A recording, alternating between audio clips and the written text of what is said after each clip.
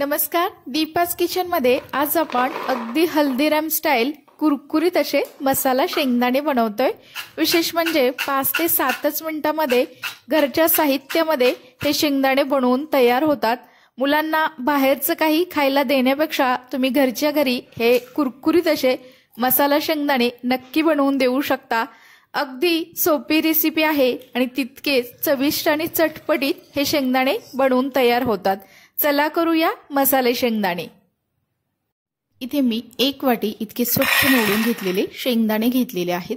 वजनी प्रमाणामध्ये 100 ग्रॅम आहेत। तसेच यामध्ये आपण पाव चमचा लाल मिरची पावडर घातलेली आहे। तसेच पाव चमचा इथे आपण हळद घालायची आहे।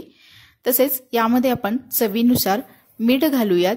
त्यानंतर इथे पाव वाटी मी इथे बेसन पीठ घालणार आहे। तसेच 1 चमचा इथे मी मक्याचं पीठ सुद्धा घालणार आहे, त्यामुळे शेंगदाण्याला एक छान असा क्रिस्पीपणा येतो। इथे तुम्ही 1 चमचा तांदळाचं पीठ सुद्धा वापरू शकता। आता त्याला हाताने व्यवस्थित असं मिक्स करून घेऊयात। त्यानंतर इथे थोडं पाणी घालत हे शेंगदाणे व्यवस्थित असे मिक्स करून घ्यायचे आहेत। तर इथे मी 2 ते 3 चमचे पाणी वापरलेलं आहे आणि अगदी व्यवस्थित असं सर्व मसाले आणि पीठ मी शेंगदाण्याला व्यवस्थित कोट करून घेतलेली आहेत। तर इथे तुम्ही बघू शकता आपले शेंगदाणे अगदी व्यवस्थित असे कोट झालेले आहेत। तर आता आपण याला तेलामध्ये तळून घेणार आहोत। त्यासाठी गॅसवरती मी कढई गरम करायला ठेवली होती। कढई हलकीशी गरम झाली की त्यामध्ये आपण पुरेसं तेल घालायचं आहे। तेल सुद्धा आपण मध्यम गॅसवरती थोडंसं गरम करून घ्यायचं आहे आणि तेल गरम झालं की त्यामध्ये आपण हे कोट केलेले सर्व शेंगदाणे घालणार आहोत। तर इथे मी 3 बॅच मध्ये शेंगदाणे तळून घेणार आहे।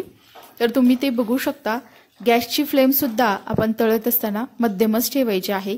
जर तुम्ही मोठ्या गॅसवरती शेंगदाणे तळले तर ते लवकर भाजले जातात किंवा तळले जातात आणि आतून कच्चे राहतात आणि वरून करपतात, किंवा एकदम कमी गॅसवरती जर तुम्ही शेंगदाणे तळले तर ते जास्त तेल पितात। त्यामुळे गॅसची फ्लेम ही मध्यम ठेवायची आहे। त्यामुळे आपले शेंगदाणे सुद्धा करपत नाहीत आणि शेंगदाणे अगदी कुरकुरीत असे तळले जातात। इथे तुम्ही बघू शकता तेलामध्ये आपले शेंगदाणे अगदी सुट्टे सुट्टे असे झालेले आहेत आणि इथे आपण साधारणतः 2 ते 3 मिनिटाकरता हे शेंगदाणे मध्यम गॅसवरती तळून घेतलेले आहेत आणि छान प्रकारे शेंगदाणे हे तळले सुद्धा गेलेले आहे। इथे तुम्ही बघू शकता असा खळखळ असा त्याचा आवाज येत आहे। तर आता आपण हे शेंगदाणे काढून घ्यायचे आहेत। तर मी त्याला एका दुसऱ्या डिश मध्ये काढून घेते। तुम्ही ते बघू शकता याला छान असा कलर सुद्धा आलेला आहे आणि अगदी मोकळे आणि सुटसुटीत असे हे शेंगदाणे बनले गेलेले आहेत। तर हल्दीराम सारखी चव असणारे हे मसाले शेंगदाणे अगदी झटपट कमी वेळेमध्येच बनवून तयार होतात। बाकीचे सुद्धा राहिलेले सर्व शेंगदाणे आपण याच पद्धतीने तळून घ्यायचे आहेत।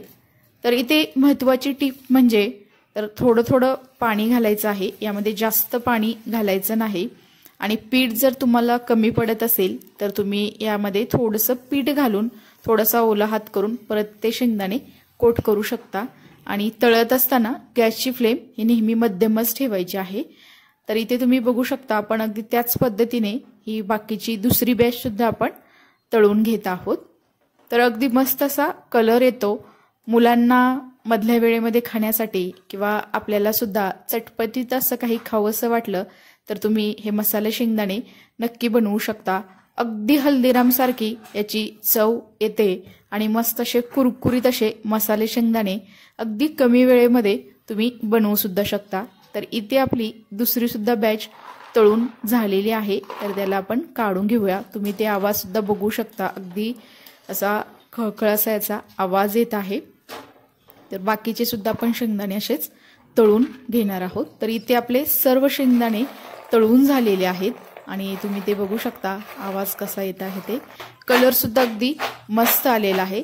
तर हे शेंगदाणे आपण आता दुसरे एका बाउलमध्ये काढून घेऊयात, कारण वरून सुद्धा आपण याला थोडेसे मसाले घालणार आहोत, त्यामुळे एक छान असा चटपटीतपणा येतो। तर इथे मी चिमूटभर काळं मीठ घातलेलं आहे। साधं मीठ मी अगोदर वापरलं होतं।